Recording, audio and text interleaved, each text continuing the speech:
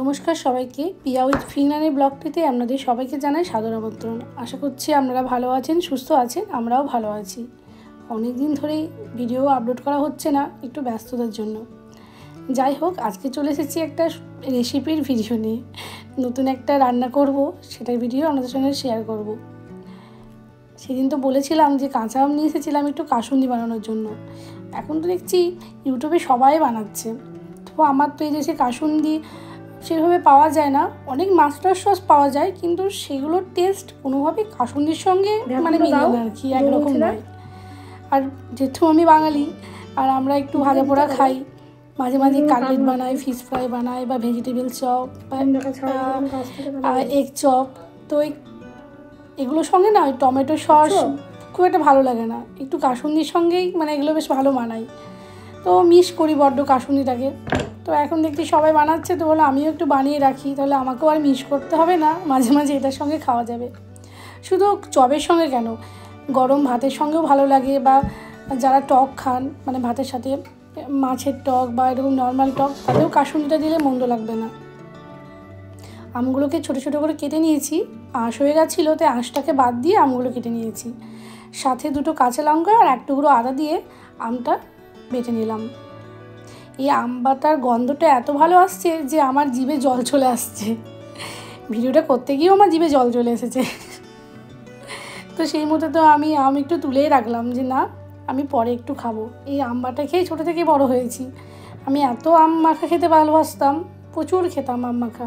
এই যে আমের সিজনটা দুপুরবেলা এই গরমের সময় কি ভালো লাগতো খেতে। আর এদিকে একটু সাদা আর কালো সর্ষে নিয়ে নিয়েছি, বেশ অনেকটাই নিতে হবে। এগুলোকে একটু ভালো করে দেখে নিতে হবে মাটি বালি এসব আছে কি না, অনেক সময় সর্ষের মধ্যে থাকে। ভালো করে ধুয়ে নিয়ে বেটে নিলেই হবে। বাটার সময় অবশ্যই একটু করে নুন দেবেন সর্ষে বাটার সময়, তাহলে সর্ষেটা তেতো হবে না। অনেক সময় সর্ষে তেতো হয়ে যায় বাটতে গেলে, তো নুন দিলে সেটা হয় না দেখেছি। বেশ ভালো একটু মিহি পেস্ট করে নিতে হবে। আর এদিকে আমি একটা প্যান বসিয়ে নিই, এর মধ্যে তেল বা কিছু দেওয়া দরকার নেই। প্যানটাকে ভালো করে ধুয়ে আমি জল নিয়ে নেবো। এর মধ্যে পরিমাণ মতো জল, যতটা আম সর্ষে আছে সেইভাবে জলটা আন্দাজ করে নিতে হবে। এবার জলটা একটু গরম হলে এর মধ্যে একটু হলুদ, একটু লঙ্কার গুঁড়ো, একটু লবণ ভালো করে ফুটিয়ে নিতে হবে। লবণটা পরে দিলেও হবে, এখন হলুদ আর লঙ্কার গুঁড়োটা নিয়ে তারপরে আম আর সর্ষের পরিমাণটা দেখে লবণটা দেওয়াই ভালো, তাহলে বোঝা যাবে কতটা দিতে হবে চোখের আন্দাজে। আমি কাশ্মীরি লঙ্কা গুঁড়ো আর হলুদ দিয়ে ভালো করে জলটা ফুটিয়ে নেব।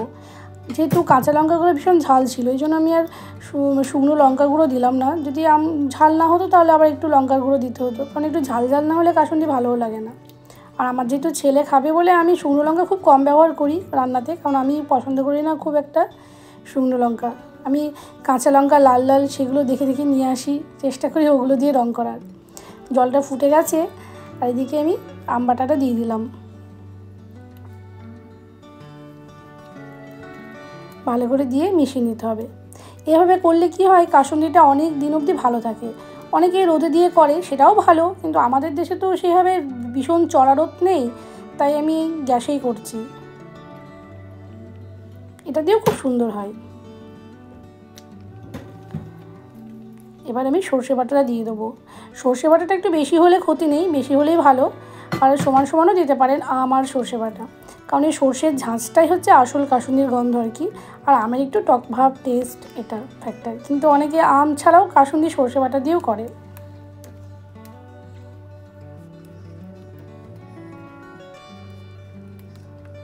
ভালো করে মিক্সড করে নিতে হবে, একদম খুব মানে ঘন যেন না হয়ে যায়।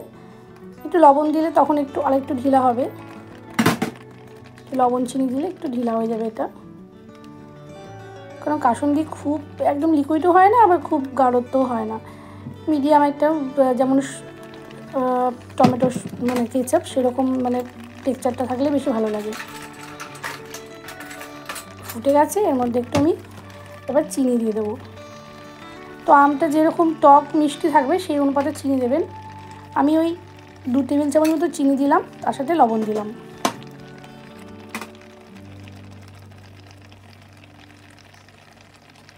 আমটা বেশ ভালোই টক ছিল বলে লবণটা একটু বেশিই দিলাম, আর অনেকটাও হয়ে গেছে।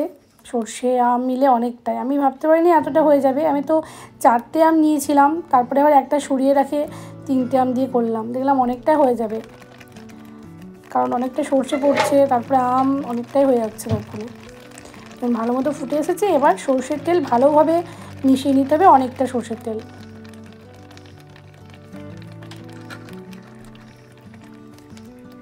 আমি 1 বোতল সর্ষের তেল কিনি, আমার সারা বছর চলে যায়, কারণ এখানে সর্ষের তেলটা আমি খাই না, আর ভালো পাওয়াও যায় না সর্ষের তেল। ওই মাঝে সাঝে পেলে ইন্ডিয়ান বাজারে গিয়ে নিয়ে আসি, কারণ আমি তো এখানে অলিভ অয়েলে খাই বলে। আর অলিভ অয়েলে তো সব কিছু ভালো লাগে না, যেমন একটু আলু মাখা করলে একটু সর্ষের তেল, বা কিছু মানে ভর্তা করলে সর্ষের তেলটাই ভালো লাগে, তারপরে একটু পোস্ত করলে সর্ষের তেলটাই লাগে। হ্যাঁ, আমি একটা কিনে রাখি। ভালো করে মিশিয়ে গেছে, টেক্সচারটা এরকমই থাকবে। এবার আমি 2 চামচ মতো ভিনিগার দিয়ে দেবো, যাতে অনেক দিন এটা প্রিজারভেটিভ হয়ে থাকতে পারে। এটা নর্মালও রাখা যায়, কিন্তু আমি ফ্রিজেই রাখবো, কারণ আমি তো সব সচরাচর খুব একটা মানে চপ টপ পাই না, এখানে কিনতে পাওয়া যায় না। যখনই খেতে ইচ্ছে করে নিজেকেই বানিয়ে খেতে হয়, আর নিজে বানালে বুঝতেই পারছেন অনেক দিন পর পর খাওয়া হয়, কারণ সে বানাতেও তো অনেকটা ঝামেলা। তাই আমি এটা ফ্রিজে রাখবো। 6টা 18 বাজে, মানে এখন সন্ধেবেলা। আমাদের রোদ দেখে বোঝার উপায় নেই যে এখন সন্ধে, দেখতেই পাচ্ছেন কি ভীষণ রোদ। এখন এই সূর্য যাচ্ছে মোটামুটি 11টার দিকে, কি বলবো। আর এই দেখুন, এই যে আম মাখাটা আছে, কখন আমি খাবো এটার দিকে আমার মনটা পড়ে রয়েছে। তাই একটু চিনি আর লবণ দিয়ে আমটা আমি খেলাম। আর এদিকে ওটা ঠান্ডা হয়ে গেছে। তো তারপরে দেখছি এতটা হয়ে গেছে যে আমার এত বড় কাঁচের একটাও বোতল নেই। আজকের মতো কোনোভাবেই একটা এদিক ওদিক করে রাখি, তারপরে কালকে একটা বড় দেখে বোতল নিয়ে এসে তারপরে ভরতে হবে। কি ভালো গন্ধ বেরিয়েছে, পুরো ঘরটা একটা কাসুন্দির গন্ধে ভরে গেছে, কি সুন্দর একটা গন্ধ।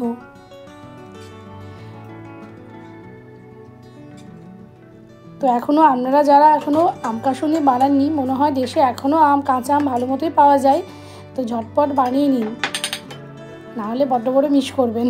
সারা বছর এটা খাওয়া যাবে। কেমন লাগলো আজকের ভিডিওটা অবশ্যই জানাবেন। আবার খুব তাড়াতাড়ি নেক্সট ভিডিও নিয়ে আসবো। সবাই সাথে থাকবেন, পাশে থাকবেন এভাবেই। আর সবাই একটু সাবস্ক্রাইব করবেন, শেয়ার করবেন, লাইক করবেন, কমেন্ট করবেন, আপনাদের কমেন্টের আশায় থাকি। তো দেখা হচ্ছে খুব তাড়াতাড়ি। নমস্কার।